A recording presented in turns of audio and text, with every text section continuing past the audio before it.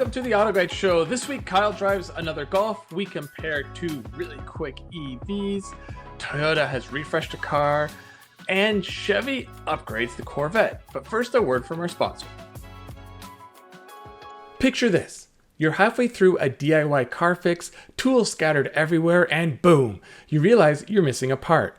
It's okay, because you know whatever it is, it's on eBay. They've got everything: brakes, headlights, cold air intakes, whatever you need, and it's guaranteed to fit, which means no more crossing your fingers and hoping you ordered the right thing. All the parts you need, at the prices you'll love, guaranteed fit every time. eBay, things people love. All right, so to begin, Kyle, last week you drove a fancy Golf, and this week you drive a fancier Golf. It's true. It's the fanciest. I drove the 2025 Golf R on the road and on a track. We went to Summit Point Motorsports Park and drove the Jefferson Circuit, which is a tiny track just over a mile long.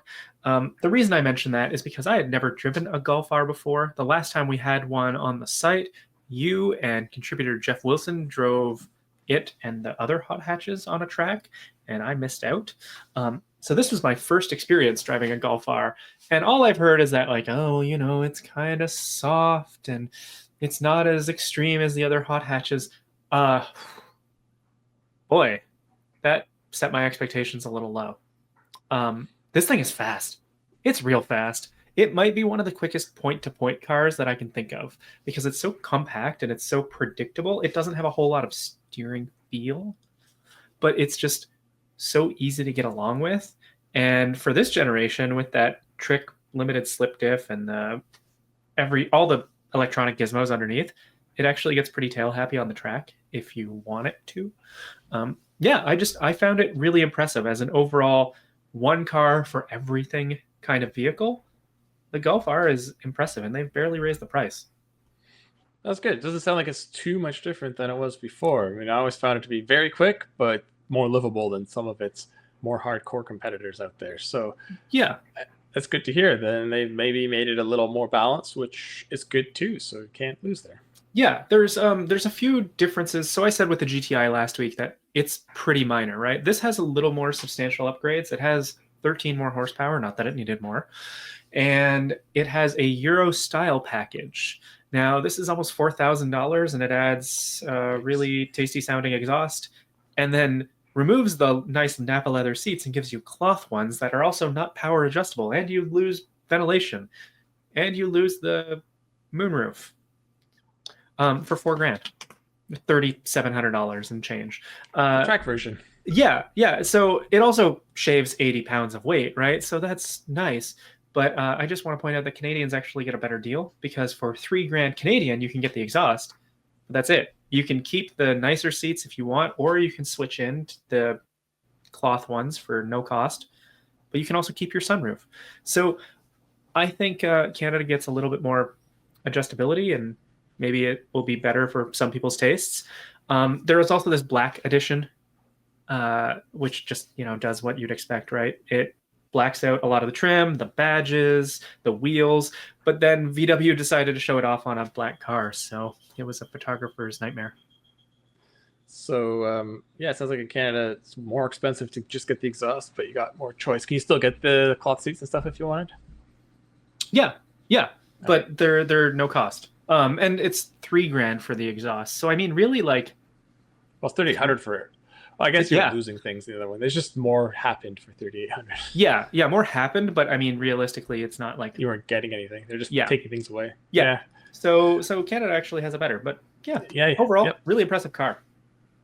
All right, so moving on to other quick mobiles, we did a Macan versus Macan, baby blue versus purple EV showdown. So it wasn't really a comparison. It was showing what the Macan EV range is like.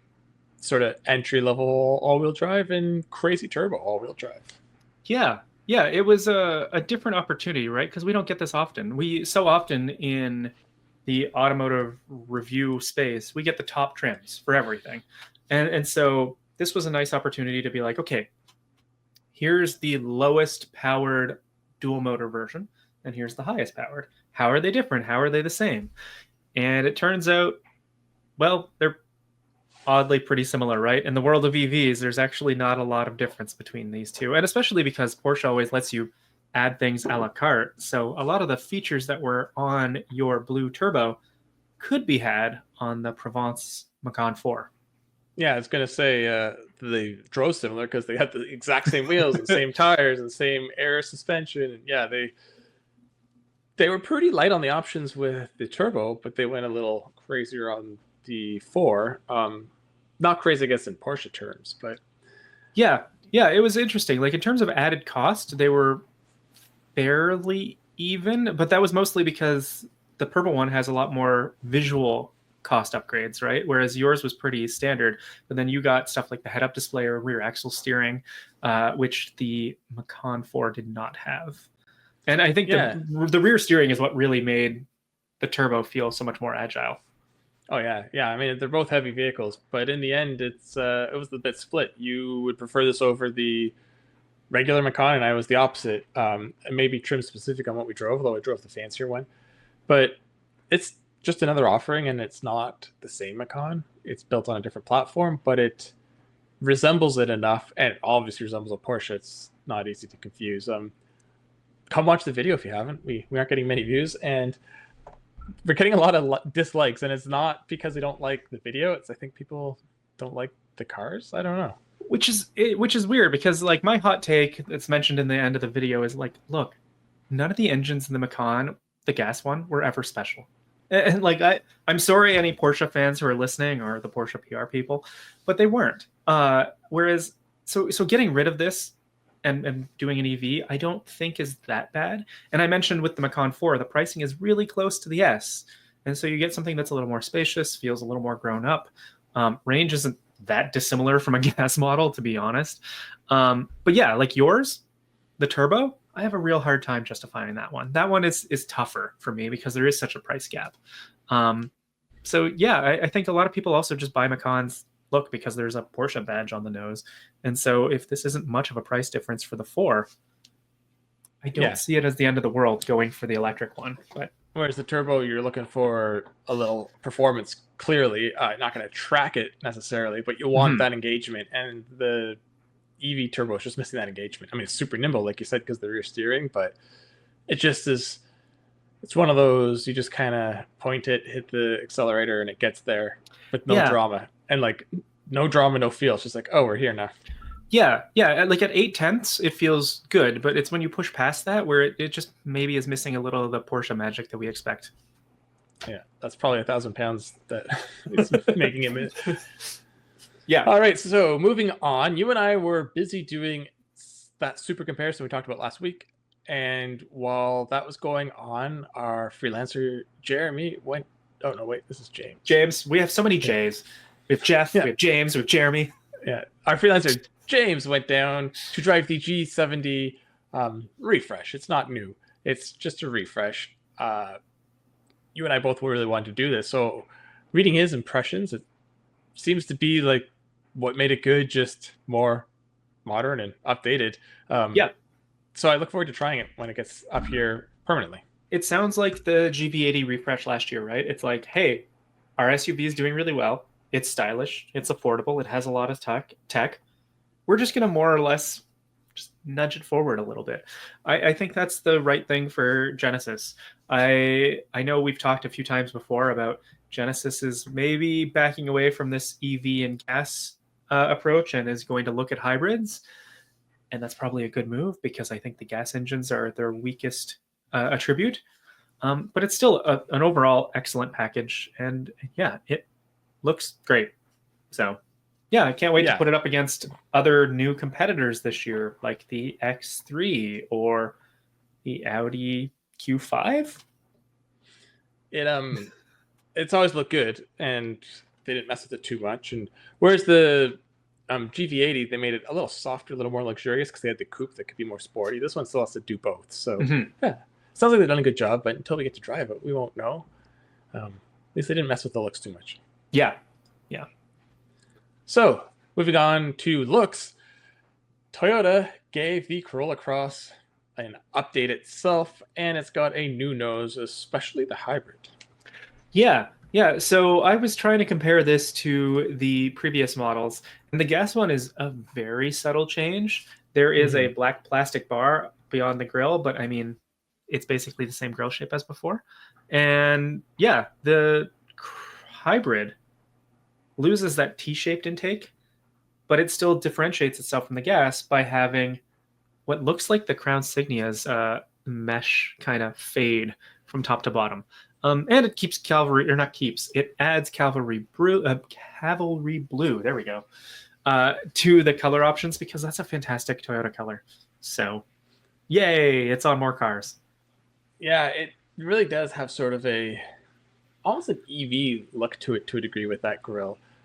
There's obviously still intakes and whatnot. Kind of reminds me, yeah, the Signia is good, and the old Hyundai uh, Nero. No, that's Kia Nero.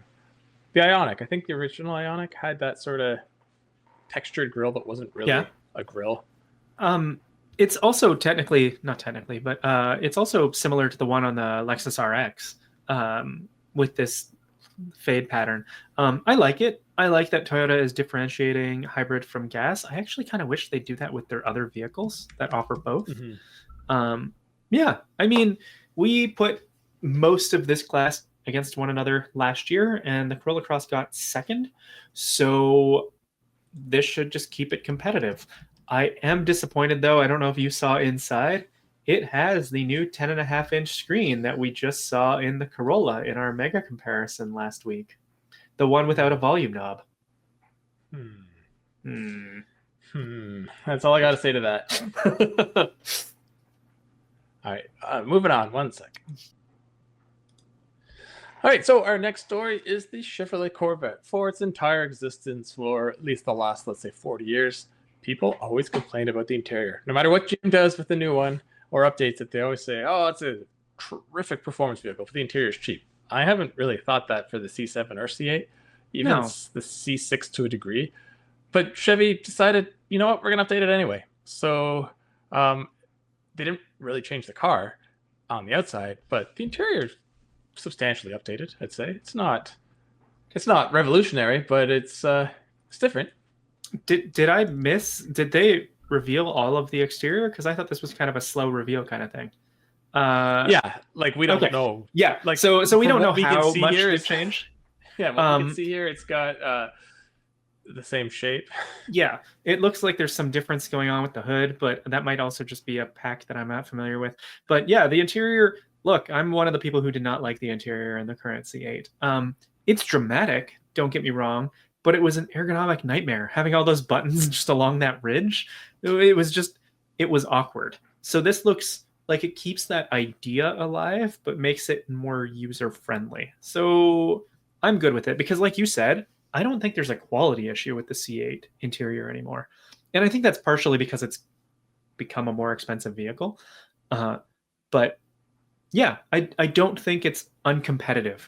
At that price point, it's good.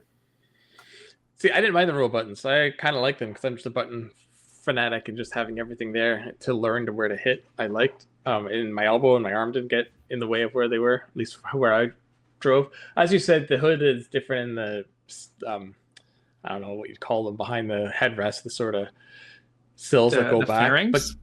But this could just be a two-tone package for all we know. But yeah.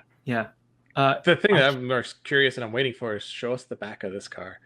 Please get rid of those shiny square quad tip exhausts. Yeah. If they can clean up all the conflicting angles on the back, that would be nice.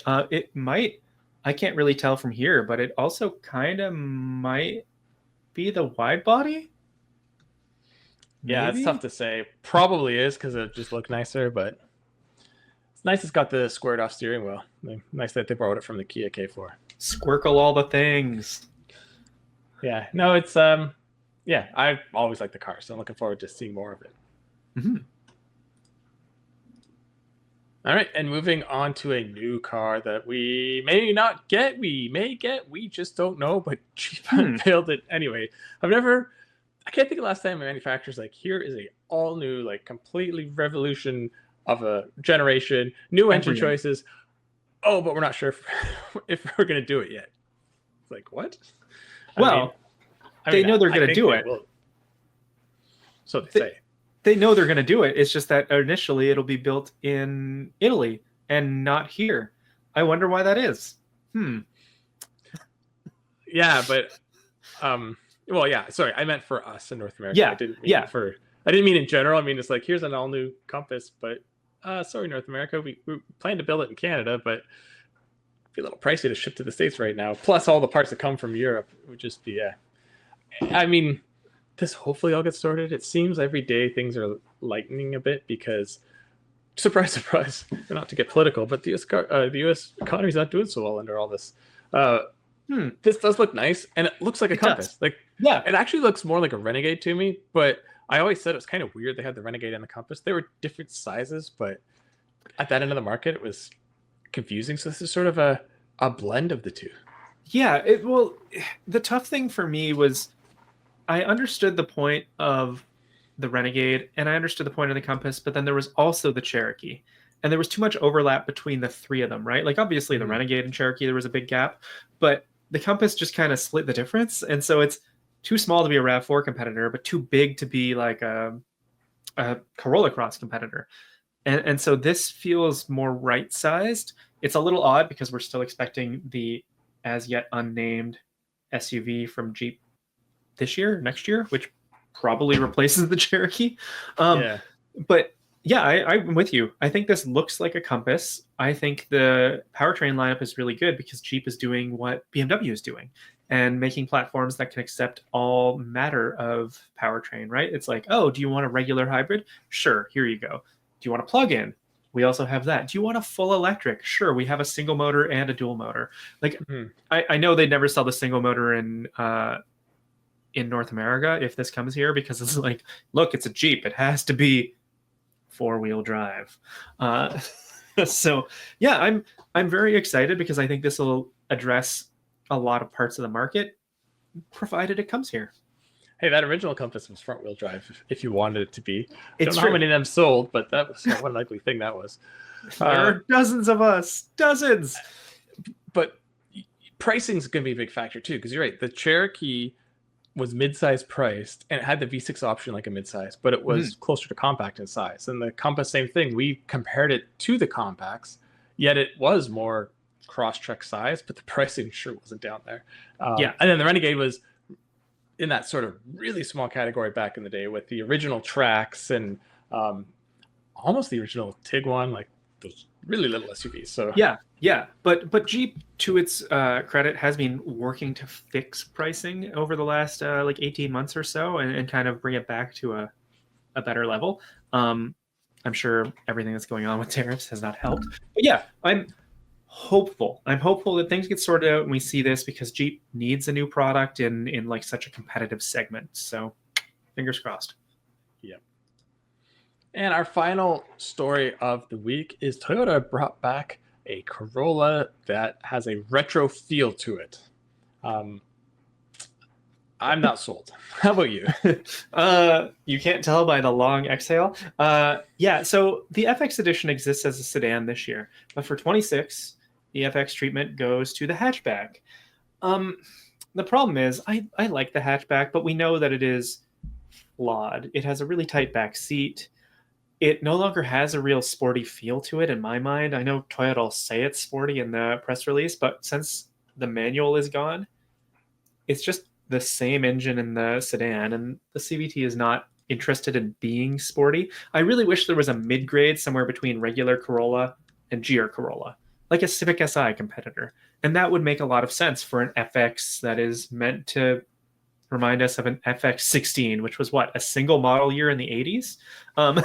I feel like most people don't have a great idea of what this is. And I do like that there's a retro badge for it and a nice orange color and white wheels, not black, white. But yeah, it just feels like well, we have another year with this model. Let's make another special edition. Yeah, like they have an original parked with it in some of their press photos. And I was looking at that and I'm like, oh, so it has white wheels like the original. Like that's the only thing that, like, the one they have is all white too. So it's not even like they copy the entire color scheme. Like I said, there's no manual. I mean, they don't really have a sport suspension to put in because all the fun stuff's in the GR. So I mean, do I wouldn't call it the FX. I would think of a better name for it that ties like maybe SR5, so that ties back to their performance vehicles. And I would love if they just said, here is the GR wide body and a lot of the mechanics, but with like I said, not even SI, like even a smaller motor, almost like a Corvette Grand Sport. It's like, hey, you can get all the bits, but you don't need the 300 horsepower. Or you know what? Just don't call this FX. Call it anything else. Call it Sunburst Edition or something. I don't know. Although that wouldn't work for Canada. I don't know if you saw the press photos. It's really funny. The press photos for this model for Canada are the exact same photos, but the orange is replaced with white. They've just desaturated the paint because in Canada, this will only be available with a white. See, Canada's going all the way. Yeah. They're going all the way with the white on white. Yeah. So. All right, well, that's it for news and reviews for this week. We are going to take a short break, and then I'll be back with Greg to talk about a cleaning product, a very specific one. We'll take a longer break, and then we're going to come back with a team principle from a race series you should be watching. Then I'll have Colum on to talk about F1, which has been, a very slow, quiet week. Not much, no massive scandals and hirings and firings. No, it's been quiet. And then Kyle will be back to wrap things up. So until then, this is the Auto Guide Show brought to you by eBay Motors. I'll be back in a minute. Swapping out your tires? There's nothing like it. With eBay, you'll find the feel you're looking for, from smooth highway rides to grip for rough terrain. Get all the tires you need at prices you'll love. eBay, things people love. Okay, welcome back. We have Greg here again to talk some products, and this week it looks like Meguiars paint, dash, and glass cleaner. Now this really intrigues me. So this is an interesting one because you could use it for almost anything on your car. I have we'll talk about the Auto Guide podcast 2006 Dodge Charger. Is it a long-term thing at this point? I don't know, but that's my test bed for these different things we have. And I used it this week. I wanted to kind of, touch up the interior, and it did a nice job on the on the paint, dash, and glass. It's very versatile. I think that's the benefit. Now, you can do it a couple different ways. You can just spray it on and wipe it off. You can spray it on and sort of polish things up if you want. And it leaves a nice finish. I will say this. I used the Armor All wipes that we talked about at an earlier podcast, maybe 2-3 months ago. Those actually gave a little bit of a better sort of shine on the dashboard. So I used this on different areas that were sort of especially kind of dusty, soiled, and of course on the glass, because that's what it's, one of the purposes. But for just using that long classic dash of a 2006 Charger, I actually went back to the Armor All wipes and used that to kind of get that nice shine that I get around the gauges and the dash. So very nice. It's good to have in your car. It's one of those things that does a lot of things well, but for certain purposes, you might want to zero in on other products.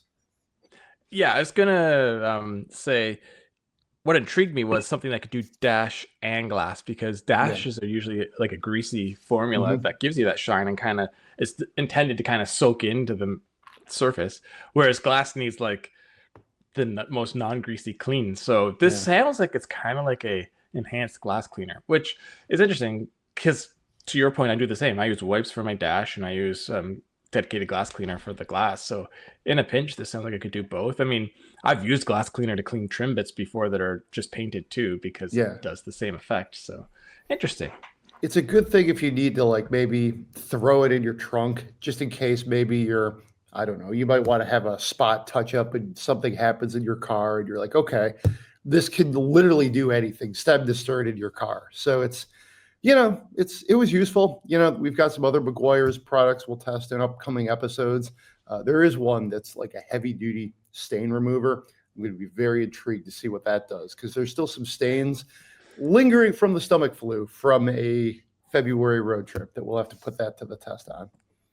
Yeah, I've tested many a carpet cleaner and stain cleaner. So yeah, but this is, it's useful. It's like a Swiss Army knife. Throw it in the back of your car. If you need it, you're going out night on the town. Maybe you have some unscheduled guests in your car, some people you're friends with or want to be friends with, and you're like, this thing doesn't look too good. Boom, you can take care of everything with this. And it did do a decent job on the glass too, as you would expect. I think I think your observation that this is a little more of a glass cleaner versus like a heavy duty, shine up your dash, that's pretty spot on. Yeah, throw this and Meguiar's quick detailer in the trunk or in a kit. I mean, this is a very niche use case, but it'd be perfect for what we do, because when I'm out shooting a car, video, or pictures, I need to touch up a little bit of the interior, a little bit of the exterior. Those are the two products that work, because if you just try to use water and microfiber on the outside, it always ends up getting real streaky. So yeah, it sounds like the interior version of the quick detailer. I was just thinking this would be perfect for video shoots. Yeah, I'm gonna have to try some out. Well, thanks a lot for joining us again, and yeah, I'm gonna have to go try this product myself. And next week we'll have you back to talk more products and maybe a new listing of a cool used car. Sounds good. Sounds good. Picture this: you're in the garage, your favorite room in the house, and you're tuning up your engine with parts you found on eBay. Every piece is just locking perfectly into place. You step back to admire your work, hands covered in grease, and because you're committed to driving that thing further than the odometer can handle, you start to think to yourself, you know what, I could probably also use some new brakes, some shocks and struts, and this baby deserves a new air filter. So you head right back to eBay. You can find any part you need there. It's unreal. From wipers and headlights to cold air intakes, exhaust systems, and even that turbo you've had on your mind. eBay is the stocked garage of your dreams, and you've got eBay Guaranteed Fit. Because eBay knows DIY fixes can be major, and mods are always intense, so you need to know that these parts guaranteed to fit every time before you dive in wrench first. And in the off chance you order a part and it doesn't fit, send it back, simple as that. You know what you love more than the car itself is driving it. You're serious when it comes to engine maintenance, and you're locked in when you're headed into a build. And that's exactly why you start with eBay, minor fix or complete overhaul. You want to get your ride back on the road, and you've got eBay Guaranteed Fit. So eBay created My Garage, where all you have to do is add your ride's info and get the exact parts that fit. When you see the green check, you're a click away from that part clicking perfectly into place. So now that you know all that, imagine standing at that open garage door looking at your car you love more than anything, knowing that anything is possible. Whether it's keeping it on the road forever or turning it into something that's never been on the road before. Because with eBay, your garage just got a whole lot bigger. Get all the parts you need at prices you love, guaranteed to fit every time. eBay, things people love. Welcome back, everyone. Today, we actually have a few special guests because we're going to be talking to a few of the women that star in Amazon Prime's newest docu-series, or one of the newest. And so first, we're going to start with, the team principal. Can you introduce yourself for the listeners, please? Yes, most definitely. I'm excited to be on. My name is Shea Holbrook, and I am the team principal of BSI Racing, which is one of the best MX5 Cup teams. And we are one of the premier highlights on our docu-series, First to the Finish, that, yes, is currently streaming on Prime Video. For listeners who might not be familiar with MX5 Cup, can you just provide a brief overview? Sure.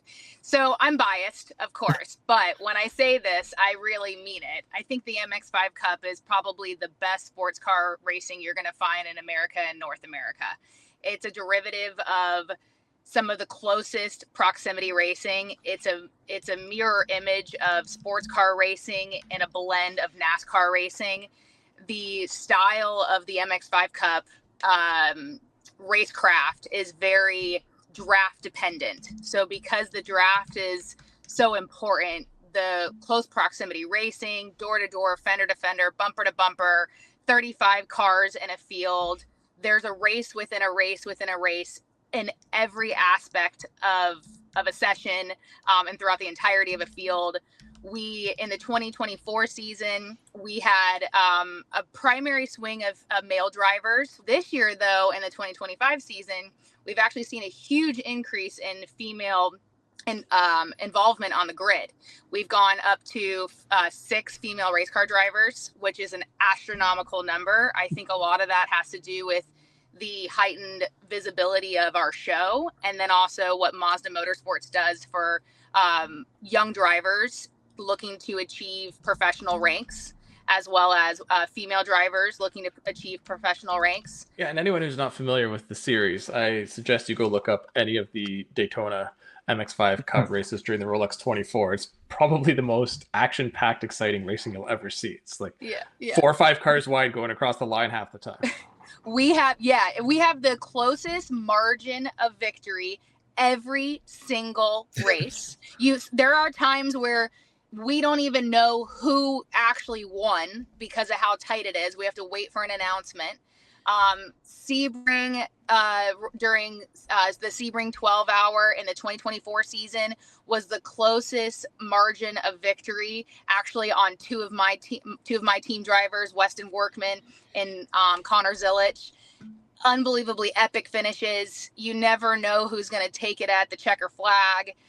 The amount of leader changes over the duration of a race from time to time, because this is, we get feisty out there. There's elbows thrown, there's punches thrown on the circuit. There's incidents, there's yellow flags, but it's just some of the best, not only the most competitive racing, but also it's great entertainment because the quality of racing is so gosh darn good. So you don't have to be a motorsport fan not to watch MX5 Cup and totally fall in love with it just because it's so gnarly. Yeah, and I feel like we've seen that in the last few years, right? With Drive to Survive on Netflix, getting a whole new generation of people to watch F1. And we're talking about Daytona, and like that's how the season starts for you guys. The first episode of this show is like, oh, hey, by the way, we're at Daytona. Yeah, we are. Yes, it is. It's actually comical to start what I refer to as like our Super Bowl event. The first race of the season is the biggest of the season from a visibility standpoint, boots on the ground, viewership, fans, partner activation. Daytona, because we're an opening race to the Rolex 24-hour, is just such an amazing opportunity to put the MX5 Cup on such a national, playing field. And most often than not, if you ask around in the paddock and you ask, what was your favorite race to watch, a lot of times they're going to say the MX5 Cup. They might go there for the Rolex 24-hour, but one of the favorites is going to be our races. So I am just going to tell you, I told Chuck just before this call, I have not watched the back half of the series yet because I want to watch it all in one go. But switching gears a little bit, I want to ask you, Shea, you're also a racer. You started in racing and now you're running the team. You're a mom. You have to handle all of these things. What are some of the similarities that you see between being on the track and now being on the other side and having to run things? Like where do you find the time? I will let you know when I find the time. Okay. More often than not, there is not enough time in the day for me. So, but I think there's so many similarities, and I feel really fortunate that I had such a successful career as a racing driver. I am, I'd never say, retired, because, when you retire yourself, somehow you find a way to get back into a seat and you retire yourself, 17 different times. So I don't do much driving anymore. But my 15-year career racing, and the diversity amongst the paddocks that I've been in, the series that I've been in, the teams that I've worked with.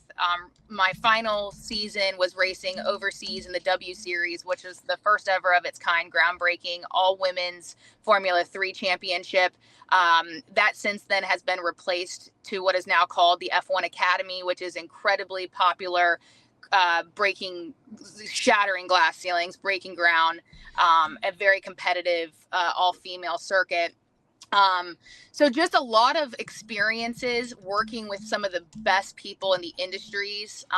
Also, I've worked a lot in the automotive and motorsport side of doing experiential marketing programs. I've worked for multiple manufacturers. I've worked with Mazda, and just having that experience at the corporate level, and white glove experiences and managing people certainly helped me transition into team management, which ultimately led me to becoming an owner, a team principal. And so, when I transitioned, it was Probably one of the harder decisions, though, in my life and career, because when I also transitioned from full-time racing into team management and then ultimately ownership, a family came along with that. I had 2 children. I now have a 3-year-old boy and a 5-year-old daughter with my husband. And so, you know, it was a big pivotal change in my personal life. Hanging up the helmet to start a family, to start a business, to grow an empire, and with the goal, with one common goal, and that's to win. And I feel like I enjoy my job and position more so now than ever. Even when I was driving, because I love the power of winning as a team and the value that we bring. And, you know, just like it really makes it, like, we just came off a race weekend at Barber Motorsport Park and we dominated. We swept the podium. We won both races. We had another driver, Tyler Gonzalez, won both races. Weston Workman had a 2nd and a 3rd place. We dominated the timesheets. We had 3 drivers in the top 10 virtually every race. We killed it. And to like that fire that is ignited in somebody on the ownership side, and that is risking not just, you know, time, money, but everything that encapsulates what it takes to win.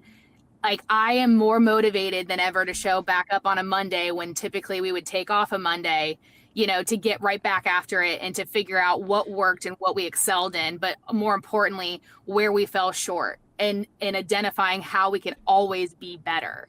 And I just love that part of the business. And, you know, I'm a little bit of a workaholic at the same time. So, and I'm just a competitor. At the end of the day, like, I'm a fierce competitor, whether I'm behind the wheel or I'm campaigning a championship winning race team. I'm a competitor through and through. That's it's pretty dominant time you guys are having on the track. And before we let you go, where is the next couple races if people want to come out and see the action live? You want to come out to all of them, but we are at the halfway. Every freaking year, the years go by faster, the seasons go by faster. I don't know how we're already in the month of May, but I mean, you know, I don't have any gray hairs yet, so that's a good thing. We are halfway through the 2025 season. We are going next to the Mid-Ohio Sports Car Course. That is one of the best. It's one of my favorite races on the calendar. Mid-Ohio is a very technical circuit. It always throws curveballs at you. But from a fan's perspective, there's so many great viewing points. The Buckeye fan base is an amazing sports car, IMSA MX5 Cup fan base. I really enjoy going to that circuit. We also go to Canada. Mm-hmm. We go to Canadian Tire Motorsport Park, and you guys love 2 things. That's motorsports and hockey, and you show it. And I enjoy going back to CTMP. That track in particular really separates the boys from the men and the girls from the women. You know, to show pace and be fast there, you really got to hang it all out.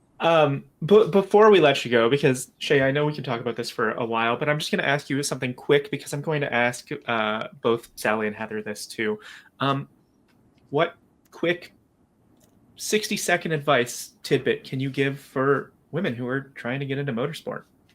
I mean, I'm a perfect example of, like, I shouldn't be where I am right now. Like, from a textbook, you know, black and white perspective, I don't come from a motorsport family. I don't have a heritage. I didn't have financial resources really to, you know, get moving. But, you know, when there's a will, there's a way. And so, you know, fear is always going to stop you from pursuing something. So fear is a state of mind and will is an action taken. And you have to have tremendous willpower and mental fortitude and really be a maverick, especially when you don't have the tools and resources to do whatever it might be in life. Like, when there's a will, there's a way, and you just have to become creative. I think it's important to understand your industry and be passionate about your industry or sport. Particularly for me, motorsports, and, you know, find the resources, educate yourself, ask the questions, look for mentorship. You know, no should never be a definitive answer. You're going to get more no's than you get yeses. And when you get those yeses, you should thank everybody that said no in the past, because it gets you that much closer. So just, I'm a perfect example and testament to, fear is a state of mind, will is an action taken. Awesome. Well, Yeah. Thanks so much for taking the time. Really excited for the rest of the season. We're hoping we can be there for the July race. And I know you're outside the shop, so you have stuff to do. Yeah. I am actually filming this from the comfort of my Mazda CX70, which is, not planned necessarily. We're very busy in the shop. We're dynoing cars. I've got people in and out of my office. So the next best office is my Mazda CX70. So that works out. It sounds great. All right. Well, thanks a lot. All right. Thanks, guys. This was fun. All right. Well, that was an informative interview, but now it's time to discuss, well, I guess they're informative, but it's been a crazy week in Formula One. Welcome back, Colum. We have a lot to talk about. Thanks for having me. Yeah, it's wild. Formula One is, there was all this news of the week, lots of interesting things, even without the late last night news. But now we've got a legit Formula One old school scandal to deal with.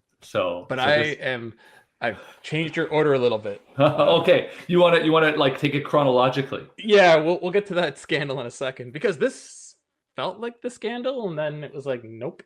It sure did. Or is it the U.S. government trick of something bad's happening? Let's make something worse to distract people. Oh, I see. So this is or maybe the Vatican did it. I don't know. Trump, Polio. somebody. That's right. Who knows what's going on? The world's changing by the minute here. This story obviously. So Colapinto's in now, and Doohan is out. Doohan hadn't been doing great, but I don't know if you saw that Mick Doohan, his father, hadn't been doing great. Boo. Jack Doohan's father posted on Twitter or Instagram or something like that basically he compared Doohan's numbers to Pierre Gasly's and basically said they're kind of the same. He's not really underperforming here. He's just performing at the level of the car. So regardless, it seemed like for a long time that Flavio Briatore over at Alpine wanted Franco Colapinto to join the team, and looks like it's for 5 races, which is super weird. Like a test trial, I guess. Yeah, but it's funny, right? He raced for half the season for Williams last year. It was funny. I mentioned this to my wife. She's like, why do I know that name? I'm like, because he was racing last year. And then I realized it was a lot. It was he did 9 races. Because Sargent got axed and he came in, and Flavio wants Colapinto. Interesting. Yeah. No national connection there, but it's funny because he, I think, said, and I've been watching reports Colapinto's fantastic stint with Williams last year, and I was like, was it? He was okay, but he wasn't racing Albon. I think he started great, and then by the end of the year, I if I'm losing my mind, I feel like he definitely crashed out in the rain in Brazil, but I guess a lot of people do that. So, but yeah, I think he had a bunch of crashes near the end of the year, and so it started really good, and also compared to Sargent, I don't want to pick on guys too much, but the bar wasn't terribly high. So, I don't know. I'm not. We'll see how he does. Rookies, mediocre car. Is he probably better than Doohan? He probably is. But we'll see. But this all plays into the next controversy that we thought that this was all we saw that basically this was announced, and then almost immediately afterwards, Oliver Oakes, sorry, go ahead. Yeah, just finish up with these guys. So he's the Nick DeVries of this year, who got fired seemingly too early, I would say. Yeah. And Lawson's already been moved. So I don't know if you're the other. I mean, Antonelli's golden, but if you're the other 2 rookies, do you start sweating a bit in your seats there? Well, the good news is maybe what's his face? Isaac Hadger could only move up probably. So the revolving Red Bull seat, it's his turn in a couple races maybe. So yeah, and Behrman's actually been doing pretty good at Haas, so I don't think he's in danger. Yeah, he's been doing okay. It's a crazy world, right? They seem like they move through drivers at a much faster rate than they used to all of a sudden. So, which is not the worst thing. And you said about the results. I was thinking about this last night. Like, that's important, but you also wonder when you watch like that Drive to Survive, you just know the back end, like it could be personality. And I don't mean like they're tough to get along with, but all the time and effort you have to invest and all that you have to do. And if someone's like, well, you're doing mediocre and you're kind of putting, not the greatest effort, not saying that was the case here, but you don't know. There's so many other factors. Yeah, there are like cultural, And- do you mesh with the culture of the team? Yes or no? And yeah, if you don't, it can be, if you don't, but you're exceptional, well, maybe the team kind of gets behind you, right? But if you don't and you're okay, then it's a hard fit, right? So, has your money run out yet? Yeah. All right, on to the big story. Okay, so this all plays into it, right? Oliver Oakes announces he's resigning at Alpine, and we thought, oh, this is because he basically got forced out by and Flavio Briatore is now basically going to be running the show. He got forced out by Flavio. We knew that Flavio was favoring Colapinto, and so we just assumed that Oakes was favoring Jack Doohan, and so they had to basically get rid of him. Turns out, so as the time went on, this is the big scandal, that it seemed like Flavio actually came out and released a statement saying, look, this is nothing to do with a conflict within the team. I totally support Oliver Oakes. We get along great. We're on the same page. Everything's fabulous. And it's personal reasons. And I was like, yeah, BS, right? That's not personal reasons. That's what everybody says. But then, this sort of breaking news comes out that there is some interesting personal reasons, that just a day or two before, Oliver Oakes' brother, who's one of the top guys at High Tech Racing, which is an F2 team that Oliver Oakes used to run before he moved up to Alpine, was arrested. And he was arrested carrying apparently a large amount of cash. And the charge is something along the lines of, the very specific wording. I'll see if I can find the, I'm checking my phone here to basically see what it was, but it was, he said he was in a possession of a large amount of cash, and for transferring criminal property is what the charge is. So where this gets, you're like, well, what's that got to do with Oliver Oakes and blah, blah, blah. So interestingly, High Tech was very much funded by the Mazepins, who we know Nikita Mazepin and his father, Russian oligarchs tied to Putin, etc. Right? There's a lot of connections there. I should watch my words so I don't wind up with a lawsuit here. There's a lot of allegedlys involved in this. But what it looks like is that, Oliver Oakes' brother was allegedly working with these, Russian oligarchs to funnel money, product, something, potentially through the team. He was arrested. And while that wouldn't necessarily impact Oliver, he left the Miami Grand Prix, flew to Dubai, and basically nobody knows really where he is. So is he, in hiding? I don't know. It's certainly a very sketchy outcome. And I suspect it won't be the last we hear of this. So it's a wild scenario. It is. Yeah, that's pretty crazy. Like I said, good old school scandals. So Force India, I guess, is our last big scandal. Yeah. And now we got a new one, and yeah, it's got people talking about Alpine. So there you go. That's the real scam. I don't know. I thought having Flavio come in would be the sensational thing, but it turns out it's somebody else leaving is the more sensational news. So, and before we knew the second half of the story, everyone was like, you said, oh, he's forced out. Other people were saying, oh, he quit in disgust because of the replacement already. And then other people were like, oh, Alpine's just shutting down because they shut down their factory and they stopped making engines and this and that. I mean, that still could be the case, but it could be, yeah. All right, well, on to some more lighthearted news. Hey, we know that guy. Yeah, good old Daniel Ricciardo, always lighthearted. So I guess this is funny news, but not. It's not good news, but it's not bad news. It's just that there's a rumor going around that Ricciardo is going to be racing in NASCAR finally. Specifically, the rumor is at the race in Mexico. That apparently, I've dug into this and I found many stories about it, but nothing with any legitimacy. So I would say if you see this on your feed, I would discount it entirely. I'd love to see Ricciardo in NASCAR.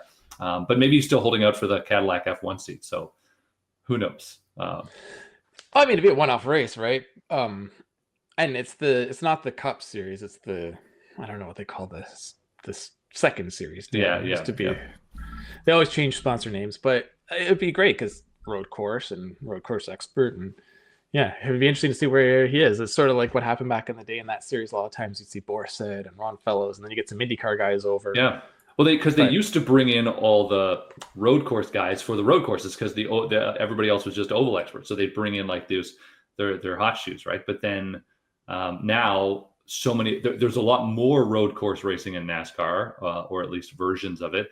And so all the drivers are sort of more adept. So they don't really need those hot shoes. But yeah, I love those days where they bring in Boris Said, and then all the NASCAR fans be like, "Who's this guy?" And you're like, "Second place." Boom, just like right out of the blue. So yeah, back when the NASCAR guys were really good at doing NASCAR, but now if you're a NASCAR, you're a fantastic driver, period. And most of them are faster at the road course too, because they're used to the car. So things changed. But all right, well, let's move on to our last story. Speaking of road racing. Oh yeah, well here I'll jump in on another one before we get there because it was interesting that we talked about just before that Verstappen today, as we're recording, is apparently testing a Ferrari 296 GT3 car at the Nürburgring, which is basically sort of part of a test that would get him a certificate that would allow him to race in the Nürburgring 24-hour race. So apparently I also saw that the Nürburgring 24-hour race this year does not conflict with a Formula One race weekend. So maybe it could happen sooner than later.